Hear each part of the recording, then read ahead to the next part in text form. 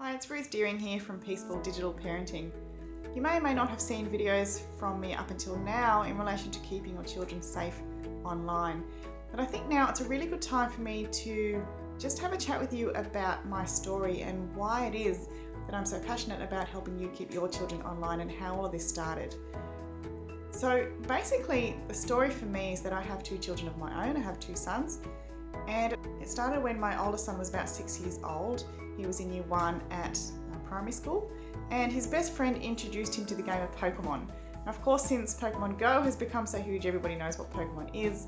This was well before Pokemon Go existed. This is just the plain old original Pokemon. It's been out for about 20 years now. My son became quite obsessed with this game. And when I say obsessed, all he wanted to do at that time is to play Pokemon in some way. So whether he was playing it on a DS or on a computer, on an iPad, whether he was watching on TV, whether he was even reading books. Even if he wasn't actually playing a Pokemon game, he was running through Pokemon in his head. And very, very quickly, before I knew it, even though I had nothing to do with introducing him to the game, it all happened while he was at school and I wasn't there, very, very quickly my son was completely obsessed with this. Now, that had a whole lot of effects for me, and if you've had a child that has been introduced to a game and become pretty quickly obsessed with it, then you'll understand where I'm coming from.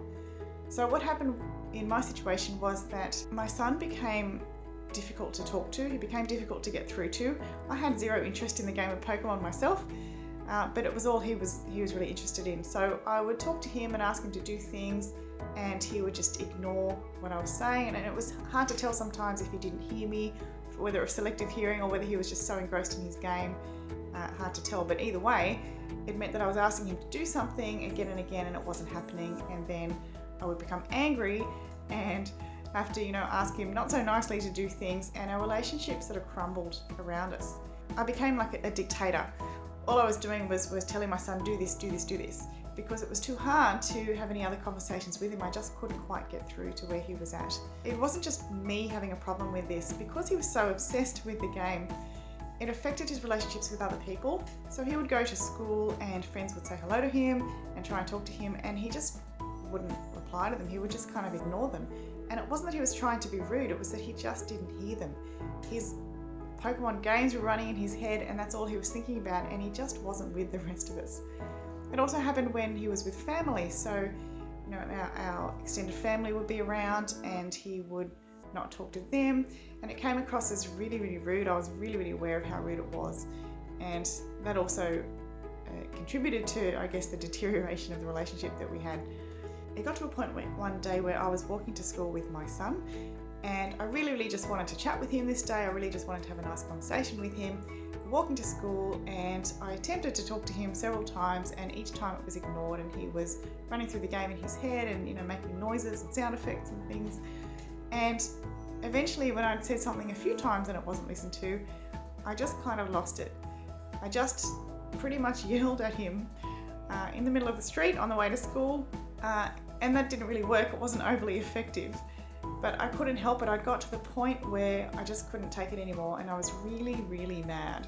I was really angry, and there were people around. I'm not sure what they were thinking at the time, but to be honest, I didn't even really care. I was just so angry.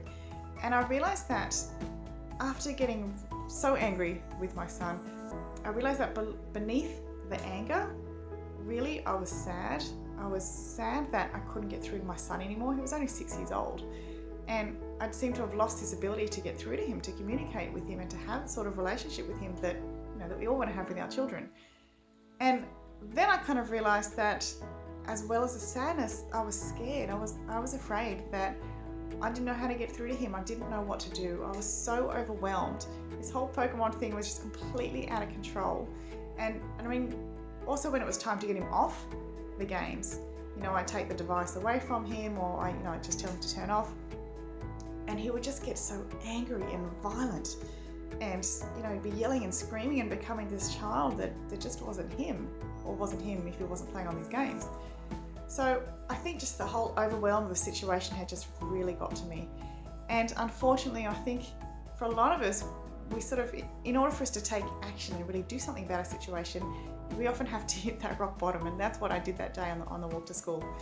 So after that point, I got to a point where I wasn't going to take it anymore, and something had to be done, and I did a lot of research online. I got some help, and I took a lot of steps to get through the problem and to come in on the other side. And as a result of all the things that I did manage to make it to the other side.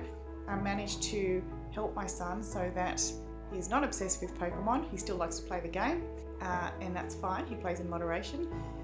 He actually does gain quite a lot of positives from playing the game, so that's all okay, but it's not an obsession anymore. So what happened as a result of that was that I realised that I, of course, wasn't the only one going through this. This really wasn't about me. This is about my son, and this is about a society now where so many of our kids are becoming so obsessed with these games. Of course, the creators of games know they design these games so that kids will become obsessed with them, so that kids will play them a lot, so that they'll talk about them a lot, so that other kids will play them. It's not by accident that this happens. So I realised that as a result of my experience and the knowledge that I gained and the pain that I went through, I realised that I could save other people the pain, or the level of pain that I went through, by helping them to understand what to do if they're in this situation. So as a result of that, that's where my membership program comes in. That's where my Peaceful Digital Parenting Solution comes in. That's where the book I've just released that has turned into an international #1 best-selling book on Amazon, that's where that comes in. So everything I do now is designed to help parents going through the same thing as what I went through, and also to help with the other risks of being online, with predators and with social media, and all the mistakes and seeing inappropriate content, all the things that can go wrong that we're all concerned about our kids doing. So that sort of explains where I'm coming from. If you can relate to that, or if you'd like some help keeping your children safer online, then you'll find all the information that you need on my site, which is childrenandtechnology.com. So feel free to go and check that out. I hope this has helped gain a little bit of an insight of where I'm coming from and why or how I can help you with it. So thanks so much for listening. It's Ruth Deering, Peaceful Digital Parenting, and I'll catch you soon.